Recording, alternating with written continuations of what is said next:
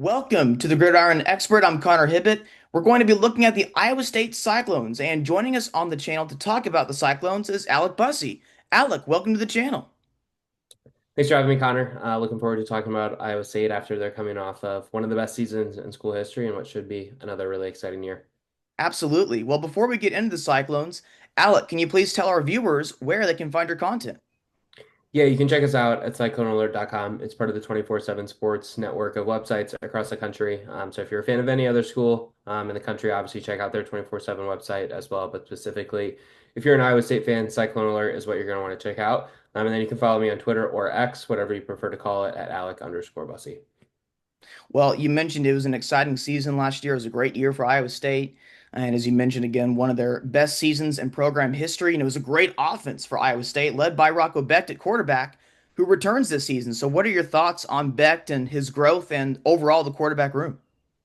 Yeah, I think Rocco coming back is obviously a big point of excitement for a lot of Iowa State fans. He's been really good in his first 2 years, starting at quarterback for Iowa State. He's passed for over 3,000 yards in each of those seasons. He's had over, I think, 23 touchdowns in each of his first 2 years at starting quarterback for Iowa State as well. He's part of a large number of really talented quarterbacks coming back to the Big 12 as a whole. When you think about guys like Avery Johnson, Sawyer Robertson, Barron Morton, the list goes on and on across the conference with exciting names that are coming back. Sam Levitt, obviously one that shouldn't be forgotten about. Josh Hoover down at TCU.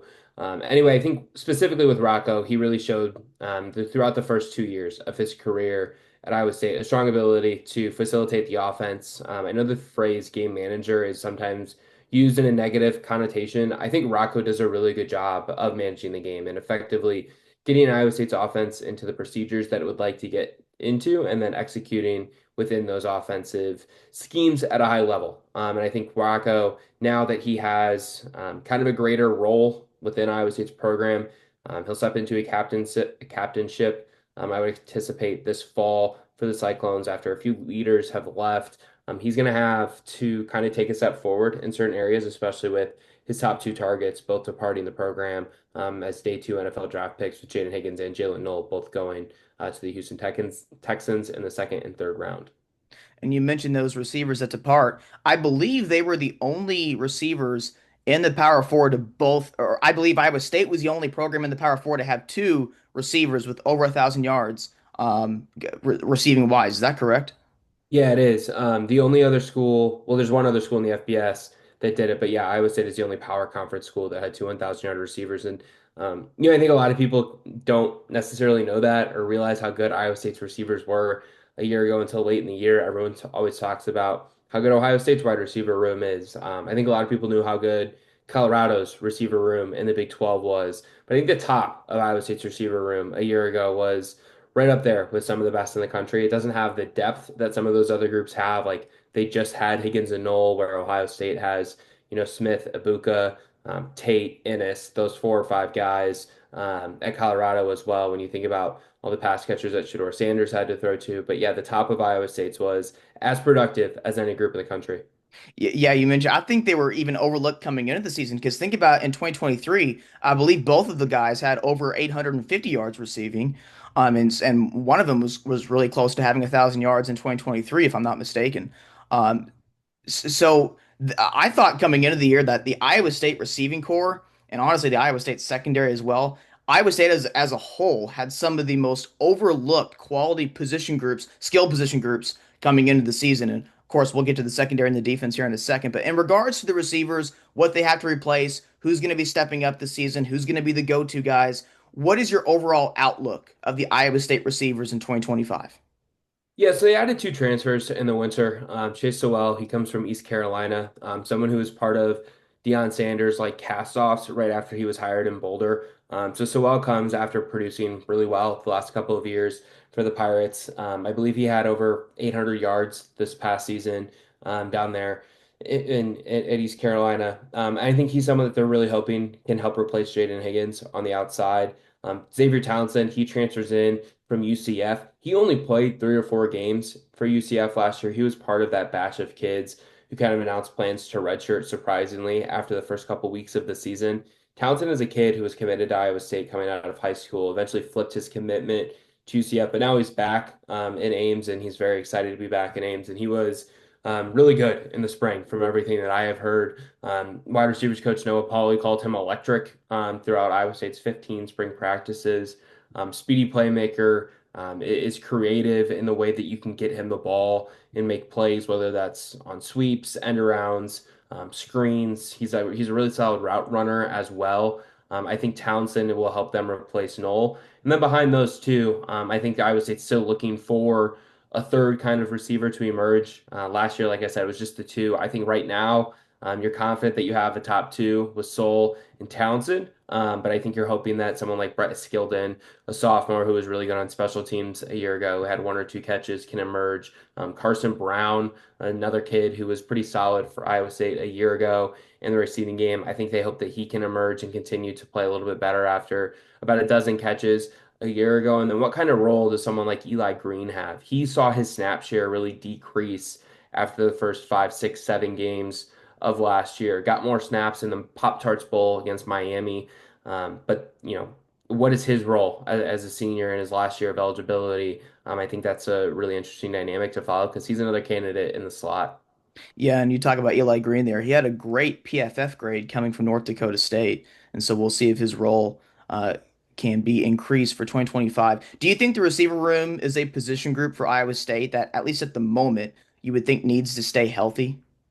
Yeah, I just don't think there's a lot of proven depth there. I think this is one of the battles that schools like Iowa State really kind of, are faced annually. I think it's a battle that a lot of schools in the Big 12 are faced with annually, or even just like not at the top of the country. Like if you don't recruit at a top 25 level annually, it becomes really hard to have to get to your two and your three deep and get to a point where you're confident in player three, four, five, six on your depth chart contributing at a high level. And I think Iowa State is certainly within that group just because they lost their top two from a year ago, but also the players that they're expecting to contribute this year are unproven in the Big 12 or more specifically with Iowa State.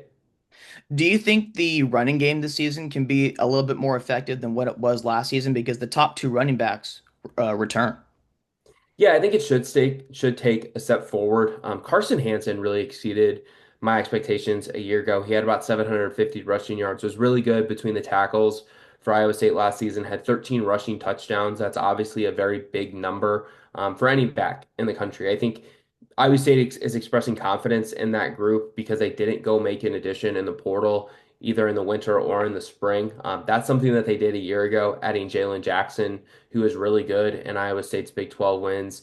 At Houston, he was really impactful in the win at West Virginia and then was great in Iowa State's win over Baylor at home. I believe he had two rushing touchdowns against Baylor last season. So you're hoping that Abu Sama as a junior can find more consistency. He's been really up and down. I think he's the name that a lot of people know nationally in Iowa State's running back room because of the way he played against Kansas State as a true freshman at the end of the 2023 season when he had three rushing touchdowns that were all over, I believe, 50 or 60 yards and was phenomenal in a game in the snow. But if you look at Abu's freshman numbers, they're kind of a mirage. Like he ran for 614 yards, but over, I think 400 of those came in 2 games last as a freshman.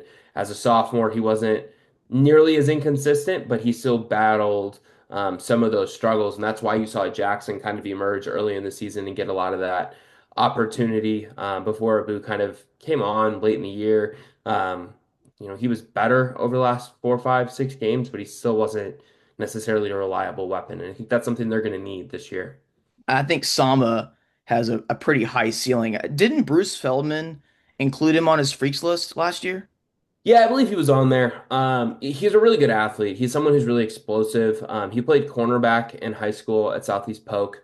That's a school in the Des Moines area that's now won 4 straight Iowa State championships in the largest class. Beyond that, really good track runner, great in the long jump. So he is, a really talented athlete, but I think he needs to kind of be able to put it all together on the football field, especially now as a junior, because he's an upperclassman and now he's got a lot of reps that he gained over his first 2 years. The offensive line, do you think has a chance to improve the season? I know they lose a couple of their better players, but I know they have a couple of starters back, particularly on the right side of the offensive line. Yeah, that room has a lot of moving pieces right now, I think is what a lot of people would tell you. I think when push comes to shove late in the year, you're probably going to see not late in the year. When push comes to shove late in training camp, as they prepare to go to Ireland in week 0 to play Kansas State, I think you're going to see them do the thing that gives them the most continuity, and that would be starting James Neal at left tackle. That's a position that he monitored throughout the 2023 season as a starter. On the right side at the tackle position, I think Tyler Miller continues to start there. They did give him increased reps at left tackle. That's a spot that he played early in his career before starting on the right side the last 2 seasons. Dylan Barrett, if healthy, he's going to continue to play at a high level, I'm sure, at the left guard position. And then on the center and right guard spots, I would say can get creative. They're moving with Brendan Black right now, I believe, at center.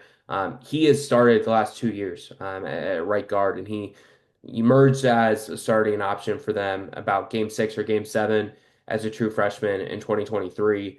They like his physicality. He's a little bit undersized, I would say, but they're trying to move him to center. If he does move to center, I wouldn't be surprised if you see someone like Dalen Hazard or Trevor Burr get an opportunity at the right guard position. But if they want to keep Black at right guard, they can go with Jim Boniface, the 2023 starter at center, which is something that I think that would give you the most continuity across your front five. But I think it's also a goal for Iowa State to get their 5 best players on the field at their offensive line, if possible. And I think right now, with all the moving parts that I kind of talked about there, they're trying to figure out the best way to do that.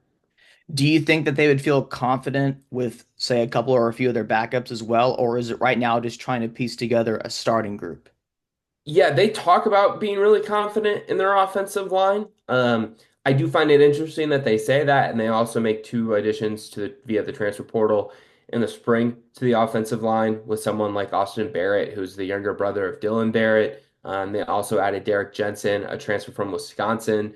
Both of those kids play tackle. I do think both of those additions are maybe Devo guys, players that they want to have develop into a starting role come 2026, 2027. But there is some skepticism to that, right? Like if you're really confident in your depth that you're portraying, that you have in what could be a limited roster flexibility situation with the House settlement coming, I know that roster limits could be going away or being grandfathered in, depending on how that goes over the next couple of weeks. But my point being, there could be some natural skepticism to the idea of you feel really confident in your offensive line and then you go make 2 additions via the portal. It kind of feels like you're talking out of both sides of your mouth there. But I do think that both of those guys do have some developmental value for Iowa State. And I don't really think that there's much different between taking a kid out of high school as a developmental prospect on the offensive line and taking him from Wisconsin or Indiana, where he spent the last 1 or 2 years of his career and hoping he develops within your program. The phrase bounce back is used quite a bit when you think about like a JUCO ball. Maybe not the best applicable term in this case, but in a certain sense, it kind of is where I think obviously he's bringing these guys in, hoping they can develop and start for them long term. But I do think there's some confidence that there's guys who have played behind what I think the front five will be in week 0. They just haven't played a lot of snaps. Overall, for this Cyclone offense this season, do you think it can be just as effective and efficient, especially like it felt like Iowa State, whenever they needed a touchdown drive, Rocco Becht and those receivers would go down the field. And I mean, Iowa State won a lot of their close games last season. Do you think that this offense can be as efficient as it was last year, as it was last season?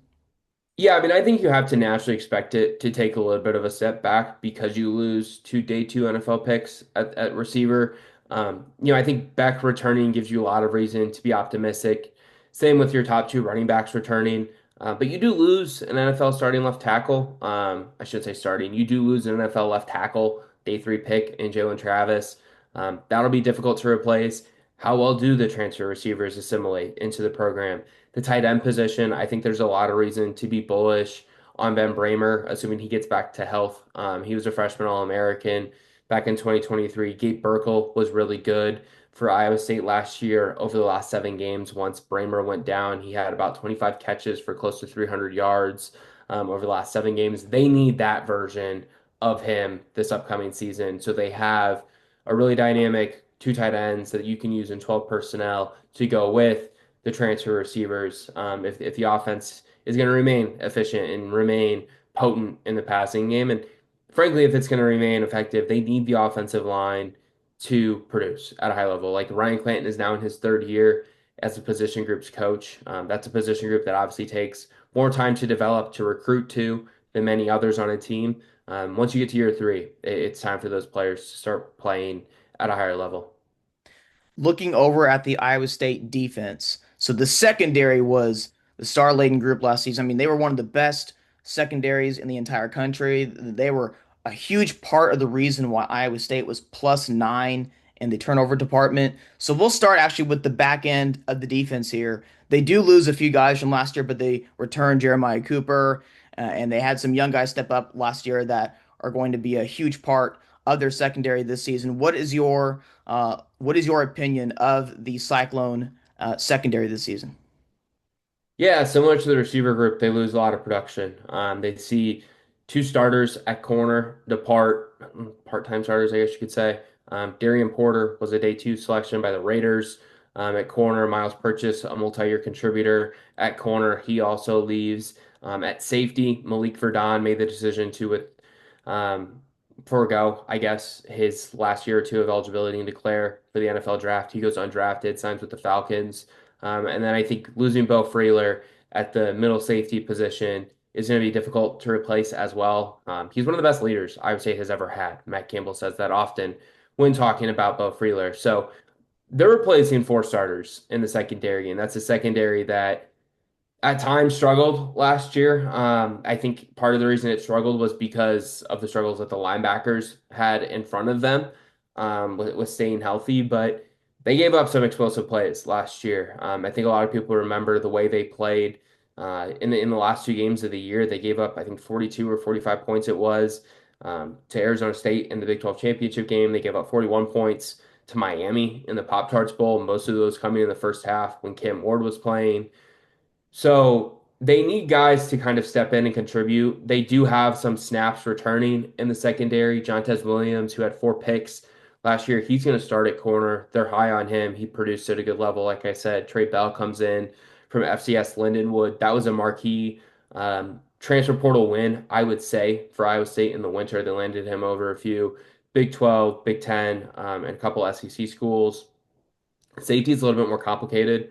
Jeremiah Cooper, he returns. He had 5 picks back in 2023. They want to see that production increase closer to that level. He'll play the free safety spot. I think you could see Jamison Patton step in to replace Malik Verdon in the strong safety spot. Marcus Neal, a former four-star prospect who I think should fit pretty seamlessly into Freeler's role. From a production standpoint, he'll be challenged, but from an actual role, size, physical traits, I think he should fit into that well. Tashawn James, someone that, he against Kansas, and I would say it's lost to the Jayhawks. That's something that they're going to need to have him produce at a higher level. But he was better against Arizona State in the Big 12 title game. Drew Sturgis, he's back healthy, and they've got a lot of young depth at safety. They're a little bit more limited numbers wise at cornerback, but that's obviously a position where you can kind of move people between receiver, or excuse me, safety and corner if necessary. And then at linebacker, so you mentioned sometimes with the secondary struggles, you could look towards the linebacker group. They could not stay healthy last season, and it starts in terms of the injuries with Caleb Bacon going down, I believe, like in week 2, and he never returned. Caleb Bacon does return for this season. Do you think Bacon might be like one of those? Hey, he's back, and if he's healthy, this is a huge like breakthrough player alert, and he can really help with the linebacker room here and the front six, front seven overall?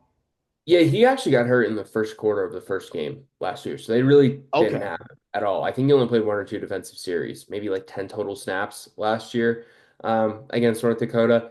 He should be back. He should be healthy. Same with Will McLaughlin, who came on late in the year after a back injury sustained during training camp last year, prevented him from playing. Carson Willich, torn ACL for the second time in his career. He should be back. Alongside that, Kale Brazina, a freshman who was really impressive a year ago. He looks the part, like he's jacked. I think he'll play a greater role for Iowa State here this upcoming season. Bo Goodwin, he got snaps a year ago for Iowa State. I wouldn't be surprised if they look to maybe redshirt him. I don't think he necessarily got. I don't think they would have played him as much a year ago if they didn't have to. Rylan Barnes, a walk-on linebacker, someone who also played a lot last year. I think he'll be in the mix. I think Cooper Ebel, Zachary Lovett, those guys are all going to be in the mix. Will Hawthorne's an incoming four-star prospect at linebacker from a local school. I think he's going to be in the mix. There's a lot of guys at linebacker that they can play. I think it's a really good thing, a good problem to have. I think Colby Cratch, the group's coach, is going to really be able to focus on getting guys into the lineup and on the field for the best down situation for themselves as individuals and then as a group and as a defense. Is And I think linebacker? that Oh, sorry. they've got a lot of depth there, and I think they're going to use it to their strength. I was just gonna ask, is linebacker the deepest room on the team? Yeah, I think it's one of the two best position groups on the team. I think that you feel confident saying that because there's a lot of proven snaps there.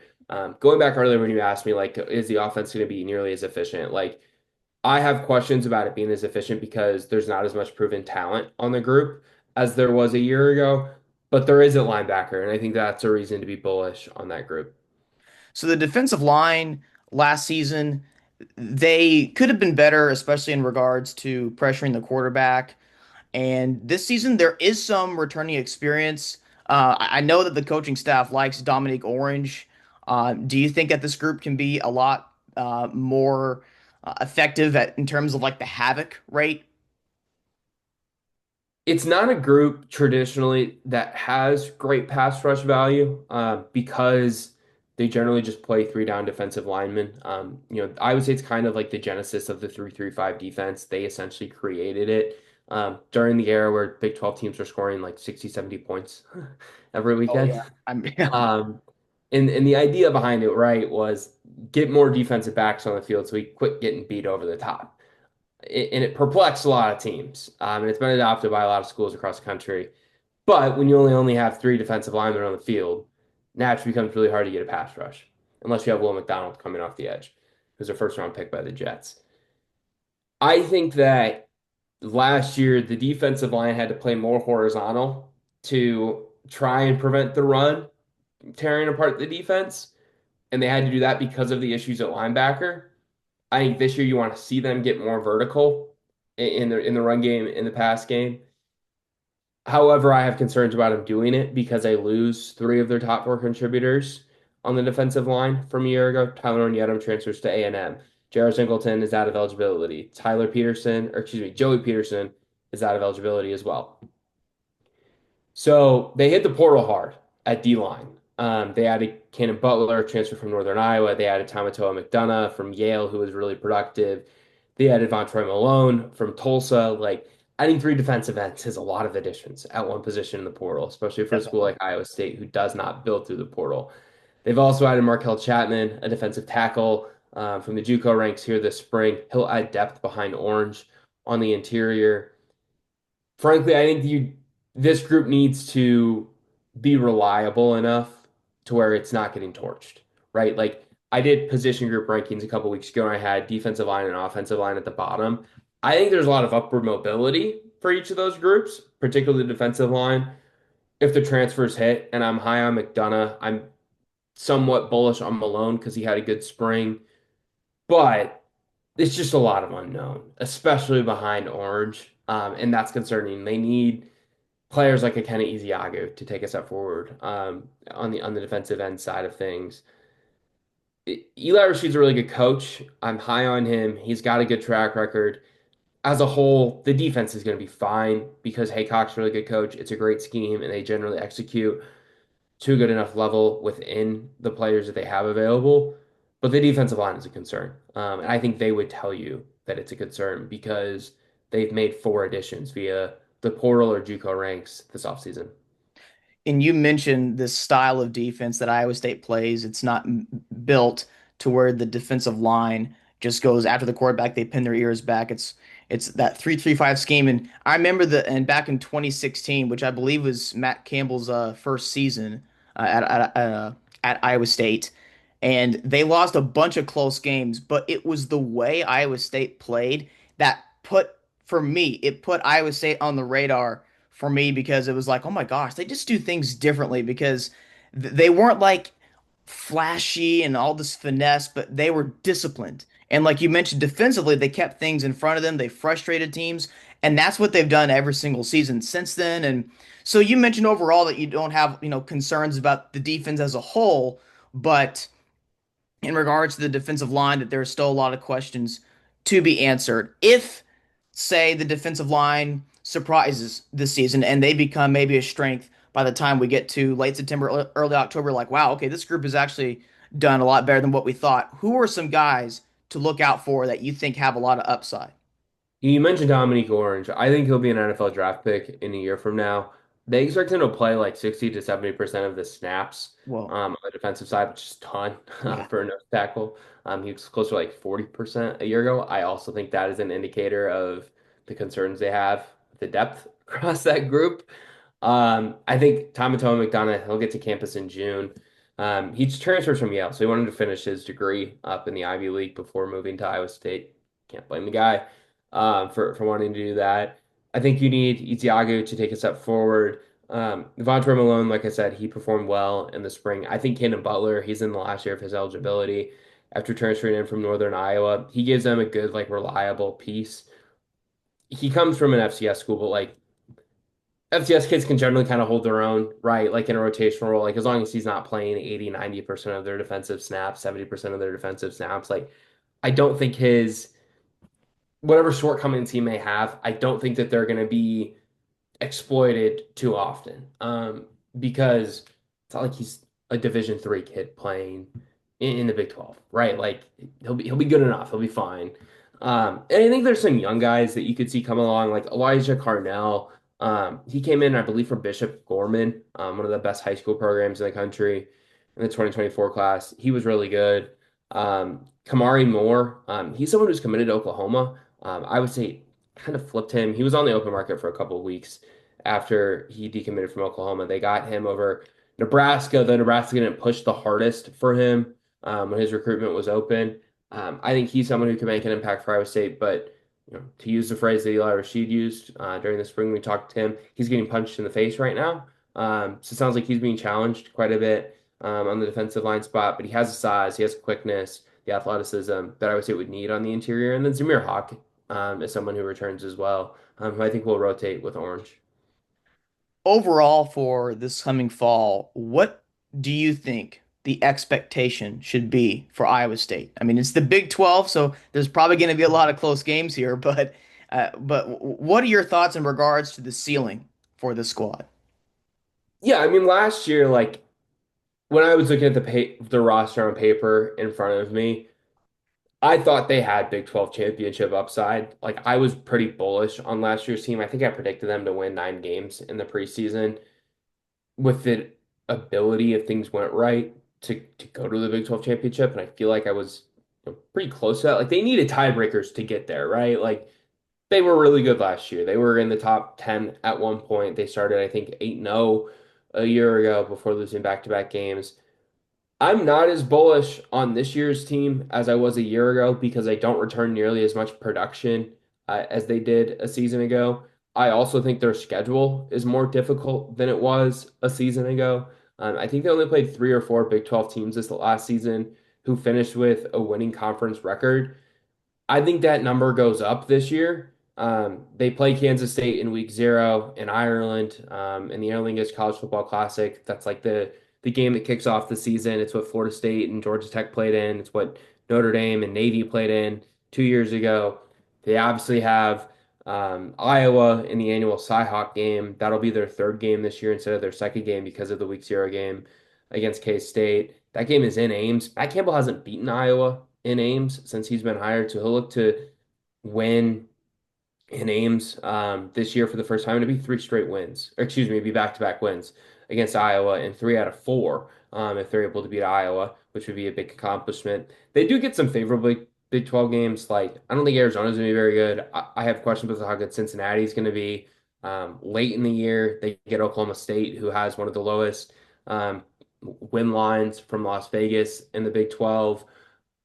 They also have some like real tricky games to predict too. Like, how good is Colorado really going to be? Like, they have Right. to replace Heisman winner, and I know he fell to day three of the NFL draft, but like George Sanders is really good at being a college quarterback. Right. Like, how good is Colorado going to be? They have to go there, do it on the road. I think that makes it difficult playing at altitude. I like what Colorado has done, bringing in Stalter from Liberty to play quarterback, um, or transition it over to Juju Lewis at some point. And then they have two back-to-back big-time games at Jack Trice Stadium in late October, early November against BYU and Arizona State. I think if they win both those games, and let's say both those teams are as good as people think they are, if Iowa State wins both those games and they handle their business in their other games up to that point, like then I think you're looking at a team that could get back to Arlington to play for a Big 12 title. But right after that, they have TCU in Fort Worth, and like I think the Frogs are going to be pretty good. Like they sneakily won 9 games last year. Yeah, Josh Uh, Hoover is one of the best quarterbacks in the Big 12. yeah, there's a reason Tennessee wanted him, right? Yeah. Like Yeah. after the whole Nico Yamaleava situation. I think their schedule is more difficult, but I think predicting the Big 12 is like predicting when the world is going to end. Like no one really has a clue. So I think ultimately, I've been asked this question a lot. And I know this is a long answer. I think they're going to win like 7 to 9 games, which frankly, like that's what Iowa State has been for the better part of the last decade since Matt Campbell's been hired. I know they slipped below that in 2022 when they missed a bowl game. I think they're gonna be right there between the 7 and 9 win mark. And if you're at 9 wins, you're probably gonna be in the conversation in the last Absolutely. couple of weeks when you're playing TCU, Kansas, and Oklahoma State to go to Arlington. Yeah, it's the Big 12, the variance of the Big 12 is just off the charts, and it's like the random one score game generator league. It's just crazy. It's like Every spread is 7.5 or less. Yeah, it's complicated. It's hard to understand, and there's a lot of wonky stuff that happens. absolutely. And there's so teamrankings.com, they make this list of like teams that they value as lucky by the end of the season. And every single one of like the last 4 to 5 years in the Big 12, whatever teams ended up playing for the conference championship, graded out at teamrankings.com as like some of the luckiest teams in the country. And whether one believes that lucky term or not, finding ways to win, I think it just goes to show like the very little difference among almost all of the Big 12 teams. It's just crazy. Yeah, and I think you can use Iowa State as a good example of that a year ago. Like you mentioned them being successful in one-score games last season. Like they beat Iowa in week two with like a 55-yard kick within the last 30 seconds of the game. They won a thrilling game against UCF in which they had a late comeback, 38-35. They were frankly kind of lucky to win at Utah. They won that game 31-28. Like those are three games that they won with a late score, right? Like those are one score games that went in their favor. They did handle a lot of other teams. Like they handled Houston, they handled West Virginia. They had three late touchdowns in the second half to get that one done. Um, they handled Cincinnati, but like they had 3 wins last year. There was like, well, they really pulled that one out. Right. And to a lesser degree, like Miami in the Pop Tarts Bowl, I just don't put a ton of stock to like who wins bowl games. Especially because obviously Miami's quarterback, Emory Williams, was not capable of throwing a ball in the second half. But they did have a lot of close wins a year ago. And yeah, the big like what game in the Big 12 going into the fourth quarter is not close. Like most games are going to be one score finishes in the Big 12. I'd say like 65% of them are probably going to be one score finishes, give or take a few games there. But like most games are really competitive, at least going into the fourth quarter. Sometimes there's like some late scores. Yeah, I mean, I would tell you that Arizona State, Arizona won't be competitive again because I think Kenny Dillingham liked beating the crap out of Arizona. I think they won that game like 49-7 a year ago. Yeah, and they took their foot off the gas in the second half too. Yeah, so I think Arizona State's going to put it on Arizona in the Territorial Cup again, if possible. But yeah, I do think that the league is known for its parity. Brett Yormark obviously champions that quite a bit when speaking publicly. But yeah, I think that the entertainment factor of the Big 12 is high because there's a lot of unpredictableness that happens in the league. And for this season, from top to bottom in the Big 12, I think they might have the best quarterback play in the country. No, I agree with you. I don't know if there's necessarily like the top that the SEC has with guys like DJ Lagway, Arch Manning, Garrett Nussmeier, Lenore Sellers. Like those four guys could be, potential first round NFL draft picks when all are eligible. I don't know if the Big 12 has those guys, but it does have a lot of really exciting quarterbacks when you think about, Rocco Becht, you think about, um, at Arizona, Sam Levitt, obviously, Jake Retzlaff at BYU. I forget who Utah brought in to start at quarterback. Oh, Dampier from New Mexico. Yeah, DMP. Yeah, he was really good a year ago. We mentioned Sawyer Robertson earlier. We mentioned Stalter at Colorado, Josh Hoover at TCU, Avery Johnson, Jalen Daniels is back at KU. Like, there's a lot of really good quarterbacks in the league. They just don't necessarily have like the first round upside that I think you're seeing from a lot of guys in the SEC, just because they don't have that same talent level. But there's a lot of proven impactful passers in the Big 12 for sure. And Rocco Becht included in that list. Yeah, the Big 12 is going to be a really fun league. Once again, well, Alec, really good job previewing the 2025 Cyclones. One last time for our viewers, where can they find your content? Yeah, check it out at cyclonealert.com. It's part of the 24/7 sports network of websites, or you can follow me on Twitter at Alec_Bussy. Appreciate you having me on. It was a lot of fun to talk Iowa State.